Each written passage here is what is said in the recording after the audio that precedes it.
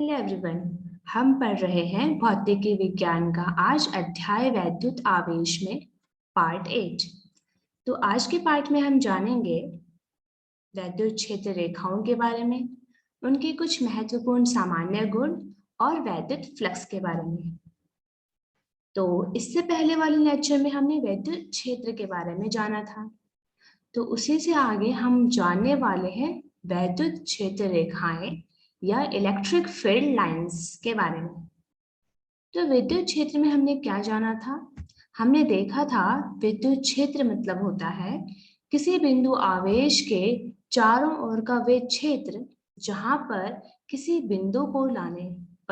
बिंदु आवेश को लाने पर वह आवेश किसी बल का अनुभव करता है, वह क्षेत्र वैद्युत क्षेत्र कहलाता है।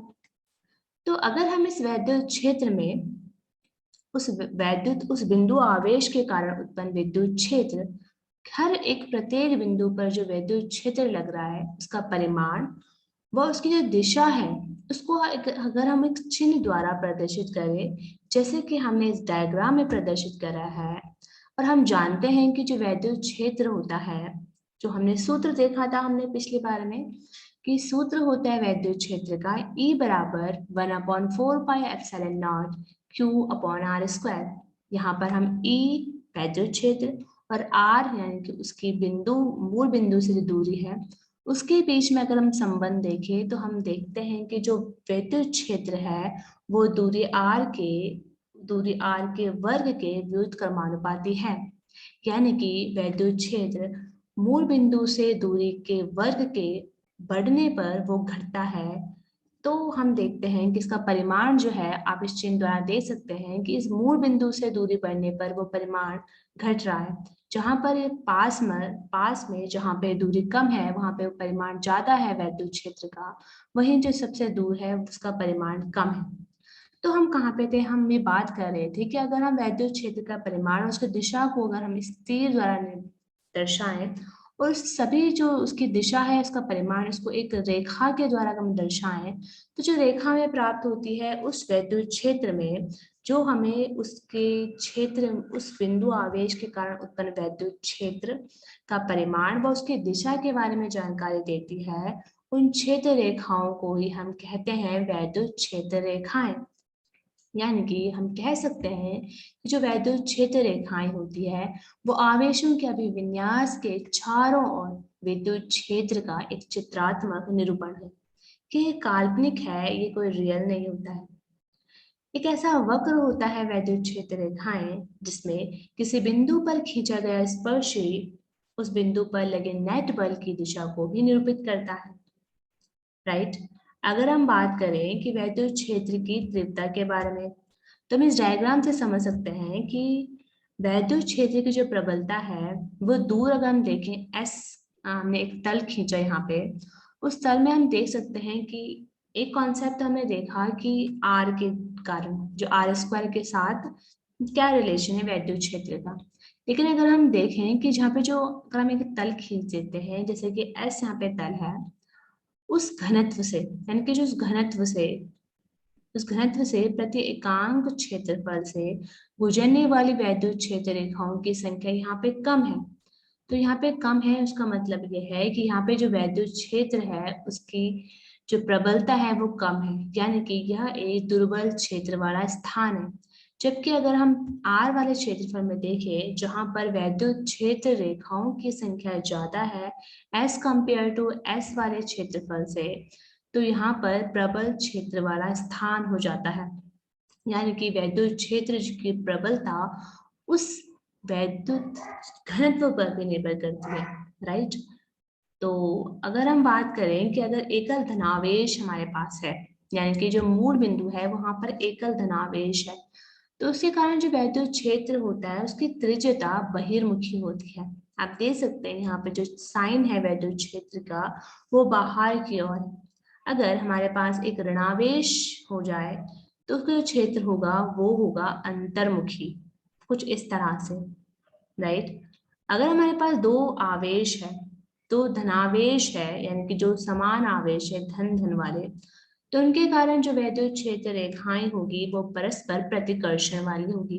कुछ इस तरह से जो हम डायग्राम में देख सकते हैं। और अगर हमारे पास दो विजातीय आवेश है +q और -q, तो उसके कारण जो वैद्युत क्षेत्र रेखाएं होगी वो कुछ इस तरह से परस्पर आकर्षण वाला डायग्राम हमें शो करती है।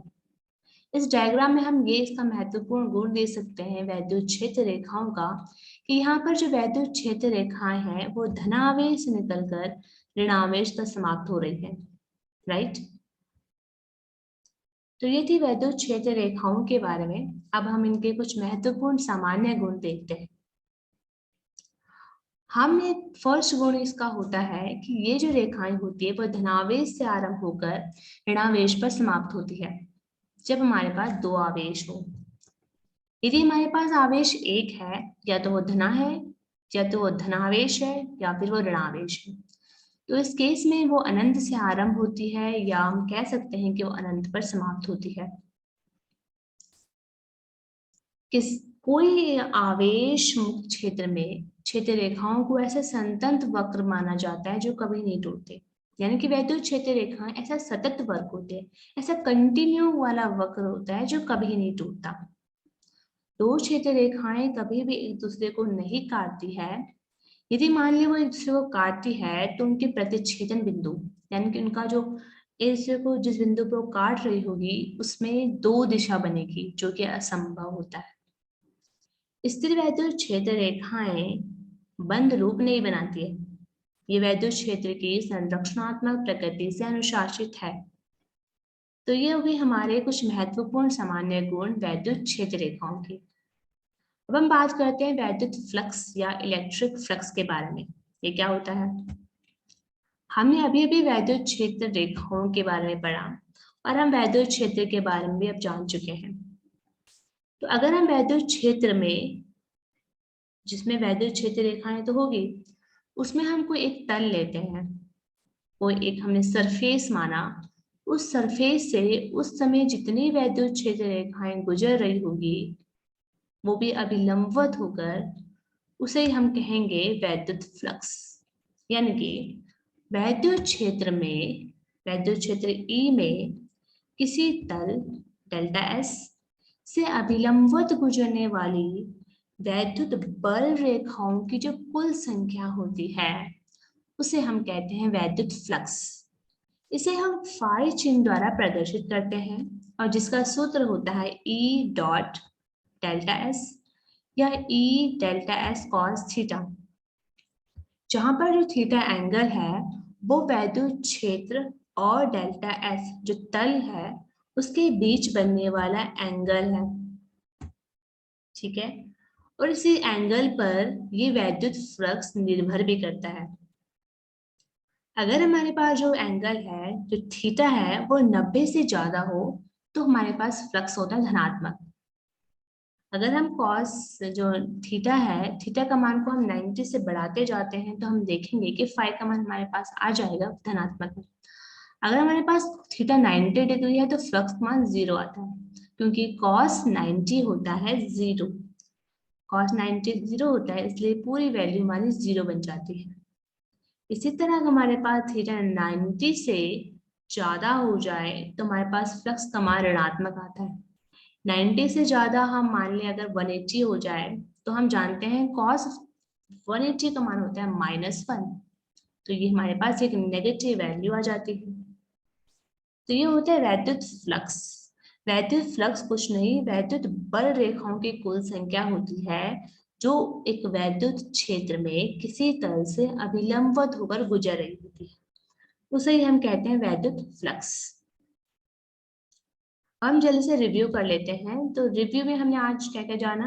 हमने वैद्युत क्षेत्र रेखाओं के बारे में जाना। हमने ये देखा कि एकल धनावेश के कारण किस तरह की वैद्युत क्षेत्र रेखाएं उत्पन्न होती है, एकल ऋणावेश के कारण किस तरह से होता है, और दो धनावेश है और दो विजातीय आवेश है तो उनके कारण किस तरह से हमारे पास वैद्युत क्षेत्र उत्पन्न होता है। हमने वैद्युत क्षेत्र रेखाओं के कुछ महत्वपूर्ण सामान्य गुण देखे और हमने वैद्युत फ्लक्स के बारे में भी जाना। तो आज के लिए इतना ही, और आगे आने वाले लेक्चर में हम जानने वाले हैं वैद्युत द्विध्रुव के बारे में और वैद्युत द्विध्रुव के कारण क्षेत्र के बारे में। तो थैंक यू।